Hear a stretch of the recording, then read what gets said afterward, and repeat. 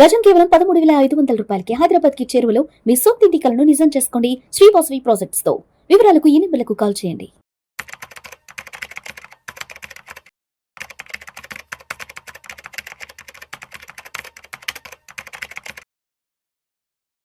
నమస్తే, welcome to Vishnu talks. నేను విష్ణు. ప్రస్తుతంతో పాటు సీనియర్ ఇన్సూరెన్స్ ఎక్స్పర్ట్ మెరుపుల మధు గారు ఉన్నారు. వారితో మాట్లాడదాం. మధు గారు నమస్తే. సార్ నమస్తే అండి. సార్, మధు గారు, వెహికల్ ఇన్సూరెన్స్ కి సంబంధించి మొన్న ఒక మంచి న్యూస్ అప్డేట్ వచ్చింది సార్. ఒకసారి చదువుతాను డీటెయిల్డ్ గా ఏంటో. వాహనదారులకు ఊరట, 50,000 లోపు ఇన్సూరెన్స్ క్లెయిమ్లకు సర్వేయర్ అక్కర్లేదు. ప్రమాదాల తర్వాత వాటి ఇన్సూరెన్స్ క్లెయిమ్ విషయంలో ఉండే సమస్యలు, ఇబ్బందులు తగ్గించేందుకు కేంద్ర ప్రభుత్వం కీలక నిర్ణయం తీసుకుంది. దీంతో కారు లేదా బైక్ ప్రమాదానికి గురైనప్పుడు ఇన్సూరెన్స్ క్లెయిమ్ కోసం సర్వేయర్ ఎప్పుడు వస్తాడని గంటల తరబడి నిరీక్షించాల్సిన పని ఇకపై ఉండదు. ఎందుకంటే 50,000 లోపు విలువ గల మోటార్ ఇన్సూరెన్స్ క్లెయిమ్స్ విషయంలో రిజిస్టర్డ్ సర్వేయర్ తనిఖీ తప్పనిసరి కాదని కేంద్ర ప్రభుత్వం స్పష్టం చేసింది. సో ఏంటో అసలు దీంట్లో ఉన్న సారాంశం ఏంటి? ప్రతి ఒక్కరూ ఇన్సూరెన్స్ అంటే వెహికల్స్ ఉన్న వాళ్ళు ప్రతి ఒక్కరూ దీంట్లో నుంచి తెలుసుకోవాల్సిన అంశాలు ఏంటి? ఇంతకుముందు ఎలా ఉండంటే సార్, ఈ సర్వేయర్ అనేది సర్వే ఒకటి టైంకి కాకపోవడం అనేది పెద్ద ప్రాబ్లం.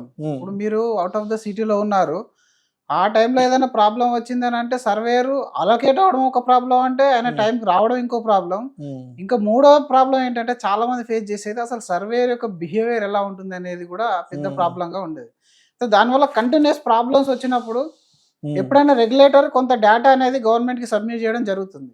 ఆ జరిగిన డేటాలో ఇంతకుముందు ఏంటంటే కొన్ని రకాల కంపెనీస్ ఆల్రెడీ సర్వేయర్ అవసరం లేకుండానే క్లెయిమ్ ఇస్తాము, మీరు జస్ట్ ఆ ఇన్సిడెంట్ జరిగిన ప్లేస్ ఏదైతే ఉంటుందో దాని నుంచి కొన్ని ఫొటోస్ పంపించండి, అప్ టు 10,000 వరకు మీకు లిమిట్, ఆ 10,000 లోపు కనుక మీరు అగ్రీడ్ అయిన అమౌంట్ ఉన్నట్టయితే మేము క్లెయిమ్ సెటిల్మెంట్ చేస్తామని చెప్పేటివి. అయితే ఈ రీసెంట్ ఈ 50,000 వరకు సర్వేయర్ తీసేయడం అనేది కూడా ఒక రకమైన మంచి చేంజ్ అని చెప్పాలి. ఎందుకనంటే ఒకటి జరిగిందే చిన్న క్లెయిమ్, దానికి మళ్ళీ ఒక third party administrator, third party surveyor వీళ్ళందరూ వచ్చేంత వరకు వెయిట్ చేయడము, మళ్ళీ ఆయన 2 days తర్వాత దాని ఒక రిపోర్ట్ ఇవ్వడము. చాలా మందికి ఎలా ఉంటుందని అంటే అసలు ఇంకా ఈవెన్ లోకల్ యాక్సిడెంట్ అయినప్పుడు కూడా ఈయన బండిని ఒక దగ్గర పెట్టాలి, అది గంటల్లోనూ 2 గంటల్లోనూ అయిపోయి రిపేరు. సర్వేర్ అలొకేట్ అవ్వడానికి 24 hours స్టార్ట్ టైం, మళ్ళీ రిపోర్ట్ రావడానికి 24 hours మళ్ళీ టాట్ టైం, మళ్ళీ అందులో ఆయన అప్రూవ్ చేయొచ్చు, డిసప్రూవ్ చేయొచ్చు, లిమిట్ పెట్టచ్చు. ఇదంతా ఒక వారం 10 రోజుల ప్రాసెస్. వారం 10 రోజులు పడితే ఈ మోటార్ వాళ్ళు ఎవరైతే డీలర్స్ ఉంటారో వాళ్ళు మనల్ని పిచ్చి చేస్తూ ఉంటారు. సార్ 1 day 1,500 అవుద్ది, 2,000 అవుద్ది, మీ వెహికల్ కి మరి పార్కింగ్ ఉండాలి కదా, అంతే కదా, నేను రిపేర్ చేయడానికి నాకు అయిపోతుంది పని, అది మీ ప్రాబ్లం కదా అంటాడు. మరి ఇక్కడ ప్రాబ్లం నాదా ఇన్సూరెన్స్ కంపెనీదా? నిజానికి అయితే ఇన్సూరెన్స్ కంపెనీ ప్రాబ్లం. ఎందుకంటే ఇమీడియట్ సర్వేయర్ అలొకేషన్ అనేది వాళ్ళ డ్యూటీ. ఇప్పుడు నాకు డ్యామేజ్ అయింది అట్లా అని చెప్పేసి నేను వారం రోజులు ఈ గ్యారేజ్ యొక్క ఛార్జ్ ఇవ్వడం అనేది కరెక్ట్ పద్ధతి కాదు. కాబట్టి వీళ్ళు కంటిన్యూస్లీ ప్రాబ్లం అనేది ఇష్యూ అనేది తీసుకురావడం అనేది జరిగింది. దానివల్ల చాలా ఇన్సిడెంట్స్ వీళ్ళు చూసిన తర్వాత ఇంక అట్లీస్ట్ ఒక 50,000 వరకు ఎలాంటి సర్వేయర్ లేకున్నా కూడా మీరు క్లెయిమ్ ఇవ్వచ్చు అనే డిసిజన్ అనేది తీసుకోవడం అనేది జరిగింది. అండ్ దట్ టు కంపెనీ మళ్ళీ డిఫరెన్స్ ఉండొచ్చు. కొందరు ఈవెన్ నేను 1 lakh వరకు సర్వేయర్ పెట్టను అంటారు.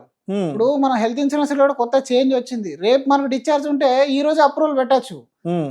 రీసెంట్ ఐసిఐసిఐ అంబర్డ్ వాళ్ళు ఇచ్చారు, వాళ్ళు ఏంటంటే మనకు సండే డిశ్చార్జ్ ఉంది, మన సండే హాస్పిటల్ టీమ్ కానీ ఇన్సూరెన్స్ టీమ్ కానీ ఫుల్ ఉండరు, 50% ఆఫ్ ద క్రౌడ్ పనిచేస్తుంది. ఆ టైంలో మీరు సాటర్డే అడ్వాన్స్ డిశ్చార్జ్ తీసుకోవచ్చు. సో దీనిలాగానే మోటార్ ఇన్సూరెన్స్ లో కూడా ఈ యొక్క కన్వీనియన్స్ ఆఫ్ ఇన్వెస్టర్స్ లేదా క్లయింట్స్ కోసం అని చెప్పేసి ఈ చేంజ్ అనేది తీసుకురావడం జరిగింది. దీనివల్ల మనకు ఆ సర్వే టైమ్ సేవ్ అవుతుంది, గ్యారేజ్ లో ఉంటే గ్యారేజ్ యొక్క రెంట్ కూడా మనకు సేవ్ చేసిన వాళ్ళం అవుతాం. అండ్ మోర్ ఓవర్ కన్వీనియంట్ ఏంటంటే ఇప్పుడు థర్డ్ పార్టీ పర్సన్ వచ్చినప్పుడు ఆయన బిహేవియర్ మీద కూడా క్లయింట్ ఇబ్బంది పడే సమస్య అనేది తగ్గిపోతుంది. సో దానివల్ల కస్టమర్స్కి అయితే కొంచెం ఈజీ అనేది అయిపోతుంది ప్రాసెస్. అంతేకాకుండా ఇక రానున్న రోజుల్లో చాలా రకాల చేంజెస్ అనేవి వస్తూ ఉంటాయి మోటార్లో. ఇప్పుడు మీరు చూసుకున్నట్టయితే డ్రైవింగ్ పైన కూడా గుడ్ డ్రైవింగ్ కి డిస్కౌంట్ ఇస్తున్నారు ఈ మధ్యలో కొన్ని కంపెనీస్, మోటార్లో ఎస్పెషల్లీ.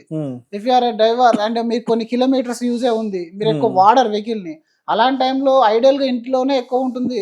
మరి నేను అందరిలాగా నేను ఎందుకు ప్రీమియం ఎక్స్ట్రా పేమెంట్ చేయాలి? నేను drive as for your need అనే ఒక రైడర్ ఇచ్చారు. అంటే మీరు 5,000 కిలోమీటర్సా 10,000 కిలోమీటర్సా ఎంతనో మీరు చూసుకుంటే దాని ప్రకారం మీరు వెహికల్ ఇన్సూరెన్స్ అనేది రిన్యూవల్ చేసుకోవచ్చు. మళ్ళీ 1,00,000 కిలోమీటర్ దాటిపోతే రీఛార్జ్ చేసుకోవాలి. సో అంటే గుడ్ డ్రైవింగ్ డిస్కౌంట్ అని, అలాగే drive pay as for your drive అని చెప్పేసి ఎలాగైతే కొత్త కొత్త చేంజెస్ వస్తున్నాయో ఇంకా మోటార్లు ఇంకా చేంజెస్ రానున్నాయి. ఆ చేంజెస్ ప్రకారం సో ఇప్పుడు దీనికి సంబంధించి IRDA, insurance regulatory development authority of India, అంటే వాళ్ళ సూచనలు ఎలా ఉన్నాయి, వాళ్ళ రూల్స్ ఎలా ఉన్నాయి అసలు దీనికి సంబంధించి IRDA నుంచి? ఇప్పుడు ఏదైతే సిఫార్సు చేశారు government, that is already regulator ద్వారా తీసుకున్న ఏదైతే ఇన్ఫర్మేషన్ ఉంటుందో అది గ్యాదరింగ్ చేసిన తర్వాతనే ఉంటుంది.